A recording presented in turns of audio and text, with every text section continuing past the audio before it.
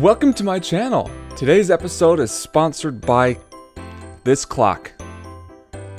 Because why the hell not? Now right off the bat here guys, I want to say that I'm going to be talking about Call of Duty. I'm going to be talking about Advanced Warfare, and I'm going to be talking about Black Ops 3.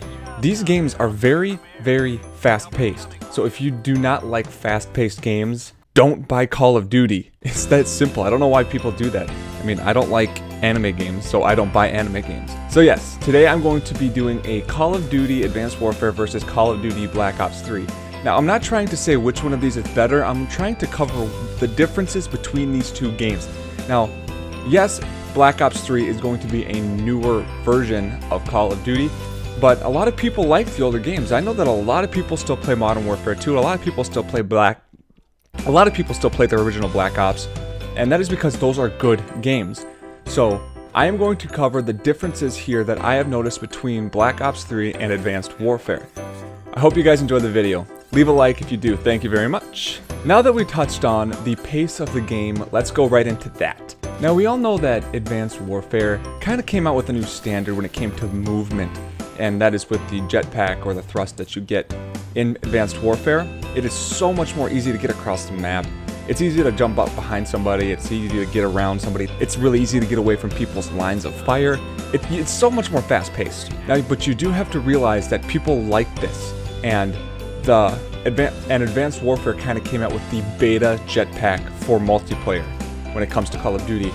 I know that Titanfall had it and everything, but for Call of Duty, Advanced Warfare was the first one that came out with that jetpack, and it kind of made the game more fast-paced. Now, when it comes to Black Ops 3, there is a boost pack in this game, but the differences between this one and Advanced Warfare is that Advanced Warfare is almost like a straight up and out jetpack, whereas in Black Ops 3, it is more of a horizontal jump, and it kind of makes the game a little bit slower of a pace. I don't know if any of you played the beta or anything like that, but the actual pace of the game is a lot slower than Advanced Warfare. It's a lot faster than Black Ops 2, but it is a lot slower than Advanced Warfare. I think they did that on purpose. They're trying to revamp how jetpacks are used, and I think they did a really good job. Instead of jumping straight up like a freaking kangaroo, you jump forward, and it's more of a horizontal jump, and it kind of gives the game a little bit of a better feel, and more of a realistic jetpack feel. Now we're going to talk about the maps of the game. Now in Advanced Warfare, it is so much more futuristic. It is very high-tech, expensive buildings, a very futuristic feel to these maps. And I know a lot of you have seen a lot of gameplay of this, and you know that it's more of a futuristic type of game. Whereas Black Ops 3 is set in the future, but it is definitely more of an earthy map feel.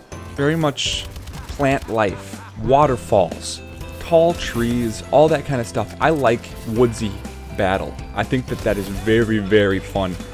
It's a lot more close quarters, shotgun active. I really enjoy that kind of stuff. And you know that they do have a map that was announced. It's called Redwood. This map is set in the forests of Northern California. Very thick, very big, fat trees, and it's a very dense forest. And I love that. I love Black Ops games. I love the feel. I like the cool, bright color feel to it. And they even brought a little bit of a brighter color to these woodsy areas where it's a lot of dull colors. They did a perfect job when it came to this stuff. And another point, Nuketown 2065 is a thing. If any of you have played Black Ops, you know what Nuketown is. Nuketown is the closest quarter map that I've ever played on. It is a very, very popular map, and it has been back. This is going to be the third Call of Duty that it's been in.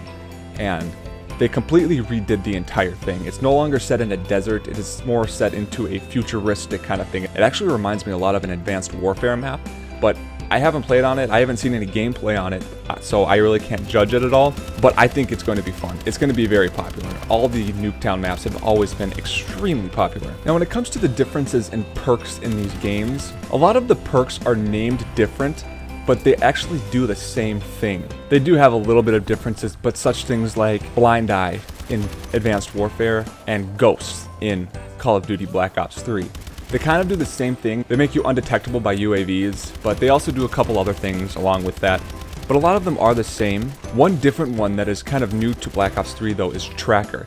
What Tracker does is it allows you to see footprints of where people have been recently.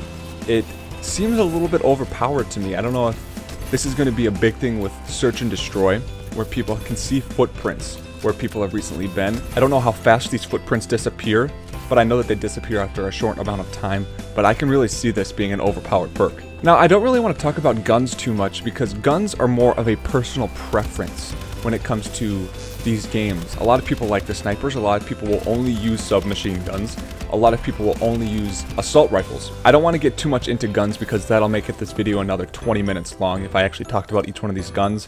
So you can look up these guns online. There's so much information on them. I'm not going to touch too much on that on this video. Now, the last thing I want to talk about is game modes. Now, game modes are going to be the same. There's always going to be Search and Destroy. There's always going to be Team Deathmatch, Domination, all that stuff. But one that I want to talk about in this video is something that's kind of special to Black Ops. Now, I was hoping that this game mode would come to Advanced Warfare, but it never did, and I was so upset. I just spit everywhere. And that game mode is One in the Chamber. I don't know if any of you have played One in the Chamber before, but One in the Chamber was one of the most fun game modes I have ever played. I loved it so much. I remember sitting down one day and I sat there for 8 hours just playing One in the Chamber. And that's that game mode where you have one pistol, one bullet, one shot kill, the last one alive wins. And it's a very simple concept, but it was so much fun, and they didn't bring it back since Black Ops 2. I really love that game mode, and I hope that they put it in this one. Most likely they will, and there's been a lot of rumors of it coming out. There's not been any official announcement that they will have this in Black Ops 3. But guys, now that's all the information I have on these two games today. Leave a like, let me know if you're going to be picking up Black Ops 3. I'm sure a lot of you are. It's going to be a great game. I hope to see you guys in the lobbies. See ya later.